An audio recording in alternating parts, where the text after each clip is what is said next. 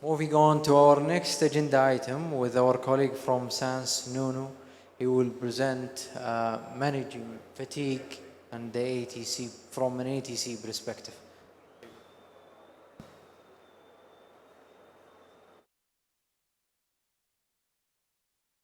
Good morning, everyone. It's a pleasure to be here with you. Thank you to Gaka for the invite. It is a bit awkward to walk around with a microphone, so if you can't hear me, just let me know, please. I want to tell you a story today, actually. Does anyone recognize that picture? Yeah, there's a few nods. Yes. So this was in 2009 in the US. That aircraft took off, and 206 seconds after takeoff, they were in the Hudson. So what happened was they hit a flock of geese on takeoff, lost both engines, and less than 4 minutes after takeoff, they had crash landed into the river. Now, the investigation after the incident took many months, as they usually do. There was a lot of challenge. The pilot's decision was challenged many times. Many options were available, including other airports, but he decided to crash land in the river. Now, eventually, his decision was proven right. It was the best decision given the time and information available. So what I'm going to be talking to you about today is how people create safety. This is a prime example. But I know that many of you are pilots. Many of you will have similar examples where something has gone wrong and you had to make the difference. You had to overcome the system. You were the difference between an accident, a recovery, and something like that. When we think about human error, those are some of the things that we tend to hear. I'm sure you heard all of them, perhaps more. Yeah, people make mistakes. That's just the way it is. We can't do anything about it. There's really nothing we can do about human error, which is a variant of the same thing. And the last one is the one that I find most interesting. Lots of people use that statistic, that 80% plus of incidents are the cause of human error. Open any newspaper, open any news app on your phone. If there's an accident, I guarantee the first thing you'll hear or see or read is human error was the cause, pilot error was the cause. Now, we all know that's not the case. In complex systems, that's never the case. So let's go a bit deeper. When we think about human error, we are really talking about one of these four things. The first approach is the one that's based on engineering. It's one that believes that much the same as any physical system, any physical environment, you can control human error. These people believe that we can put percentages on human error. How often will something occur? The second one is the one that's most common, is the one where people talk about bad apples, bad behaviors. It was their fault. They didn't know, or they didn't care. They did it on purpose, whatever it might be. The third one is where it starts getting a bit more interesting, where we start to recognize that it's a complex system. The humans are part of the system together with the processes. You can't just pick out the human and say it's their fault, they're bad apples, they're bad agents. And finally, which is where we are heading towards as an industry, which is great, is the systems perspective. There is a whole system, and the whole system contributes to the success or failure of whatever we're trying to do. Just to give a little bit of background to make sure we all understand what we're talking about when we mean human error.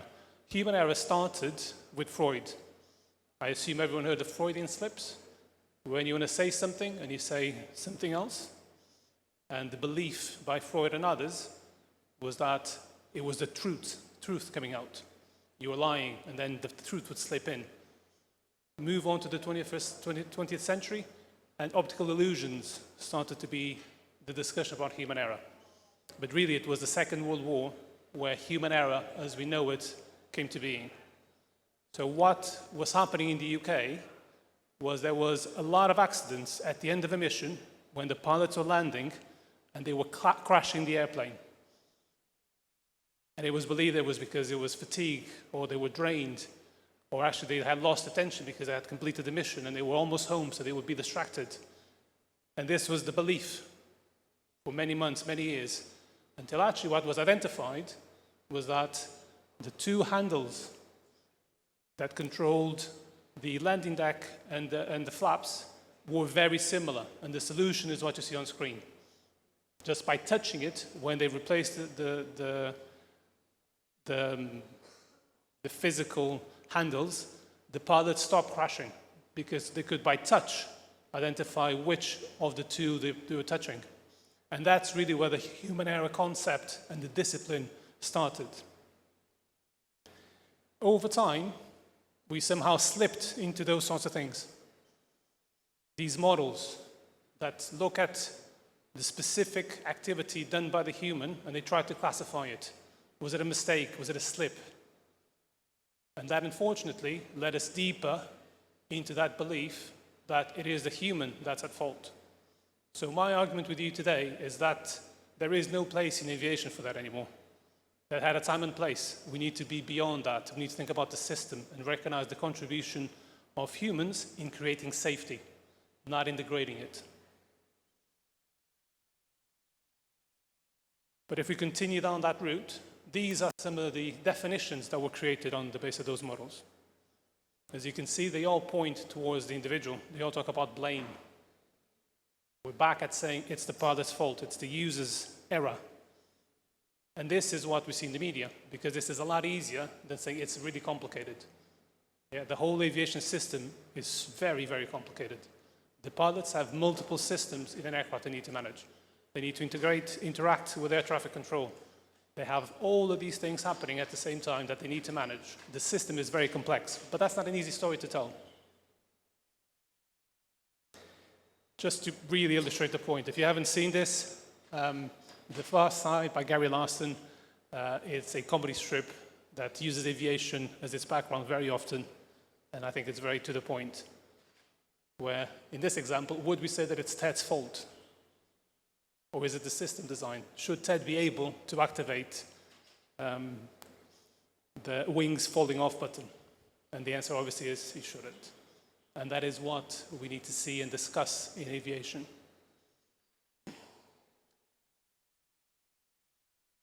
When you start applying this thinking and these models, you end up with two options really. And this is what we have seen not only in our industry, but other industries. When people think and discuss human error, there are two things that always happen. One is investigations. We had an accident, an incident, and we're going to go and investigate what happened. This is where you then see things like, well, it was human error. It was the pilot's fault. It was the air traffic controller's fault. It was the maintenance engineer's fault. And this is all over the newspapers all the time. I will take you back to the 737 MAX 8 accidents 6-7 years ago. Immediately, before there was any information, any investigations, the newspaper said it was the pilot's fault. Not only that, we had very senior people at Boeing saying if it was an American aircraft with an American pilot, it would never happen. Not only are we blaming the people, we can actually be discriminating because it's an easy message. I'm not trying to blame Boeing or anyone for their comments. It is human nature. It is A to B. Our brain likes to simplify. And that is the challenge we all face in this industry. We have a complex system. We have a brain that wants to simplify, and we need to be able to fight it. And if we use these types of systems, we can't, because they point you directly to that simple answer. So, we do investigations and we try to identify what caused the accident. And the other thing we do is when we're doing our safety risk assessments and designing systems, we try to identify all of the potential things that could happen and control them. But again, if we are starting from a point of saying human error is going to cause an accident, you're going to identify the wrong barriers. And that is the problem that we face. We need new tools, new paradigms, so that we can replicate the complexity of the system in our risk assessments, in our investigations.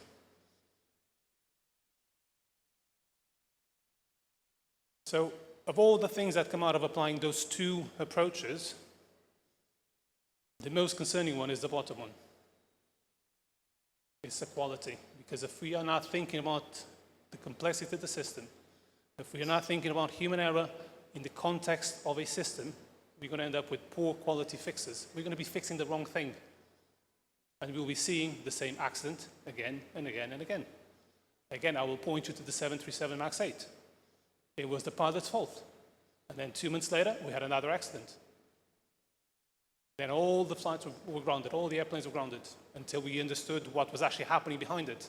And as we all know, it was not the pilot, it was the MCAS system. This is a fantastic study. I'm not sure if any of you have seen it. I will try and walk you through it. We will start in the red box in the corner. So John Holbrook, that works for NASA in the USA, looked at 244 million flights, million departures. And of those,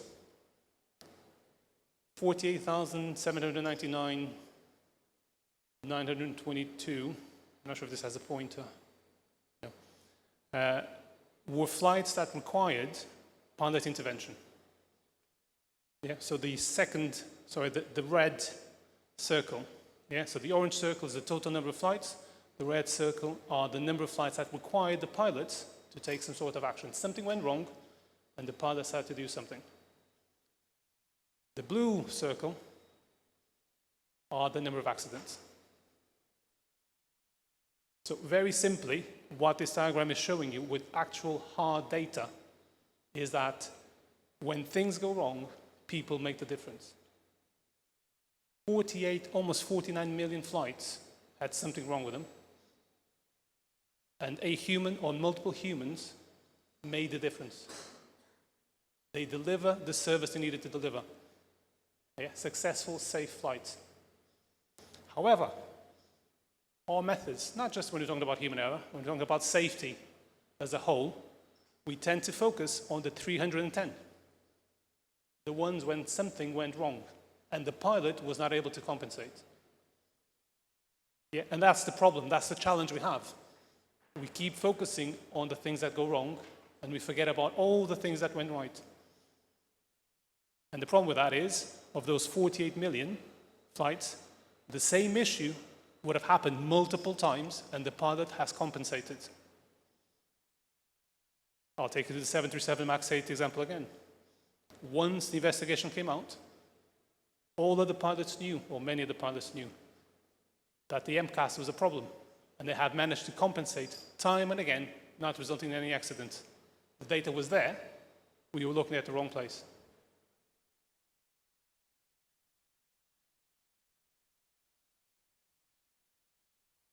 Now, we can say that as an industry, we know better.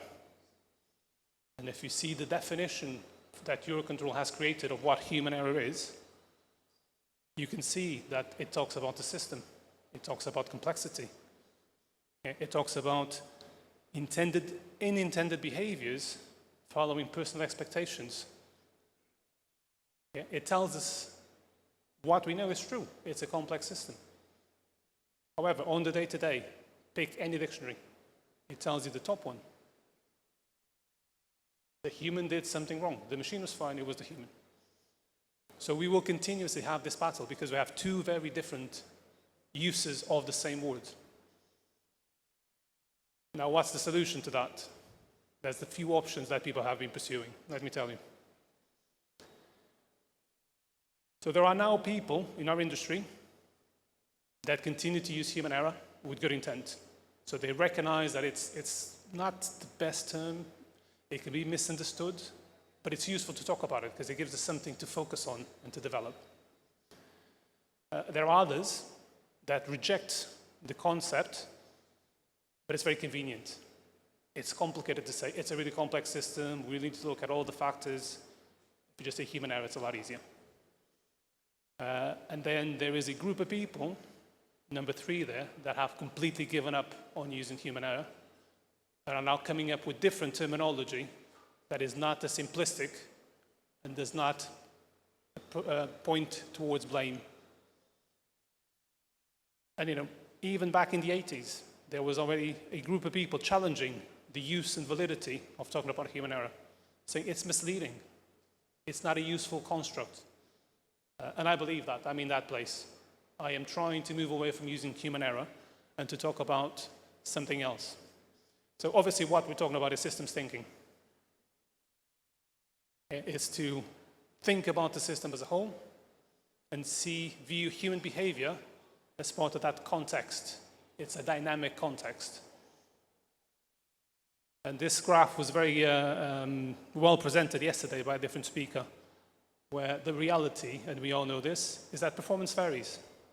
And it needs to vary. Things like fatigue will play a part, but it only becomes a problem when you go below the line. Yeah, fatigue is part of life. As the previous speaker said, did everyone sleep 8 hours yesterday and recover from fatigue? Well, I slept 5. Am I at my best? No. Can I function? Well, I hope I'm doing a good enough job presenting to you today to demonstrate that, yes.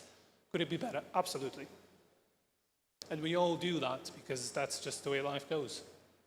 Again, as the previous speaker said.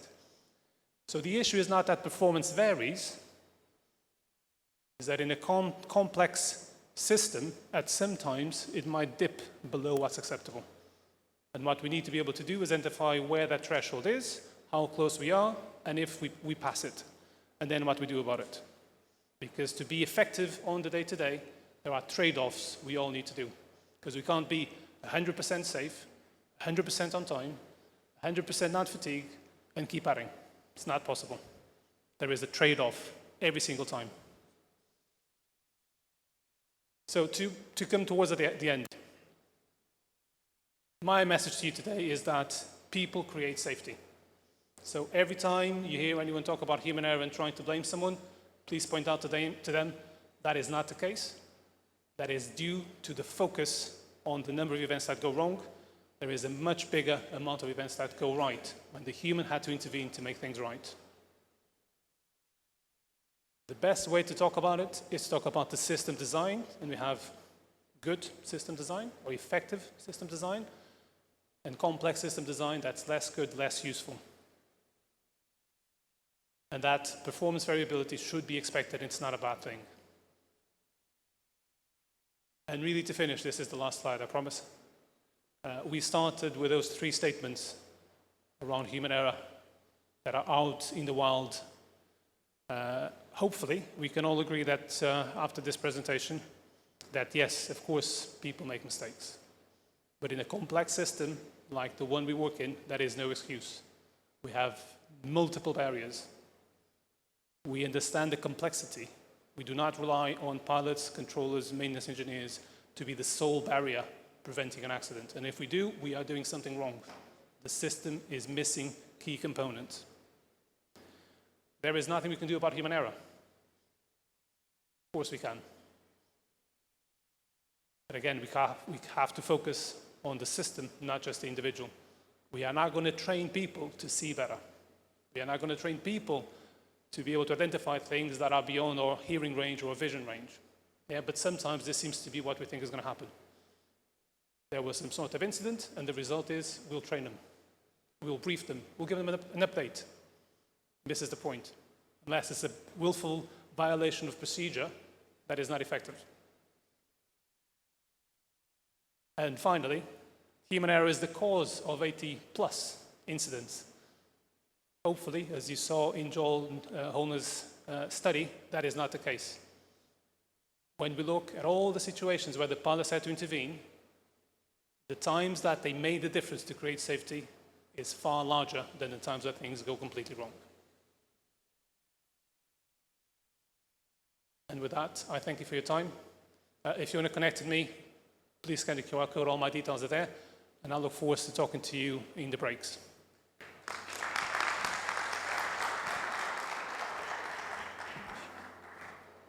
Thank you, Nuno, for the informative presentation.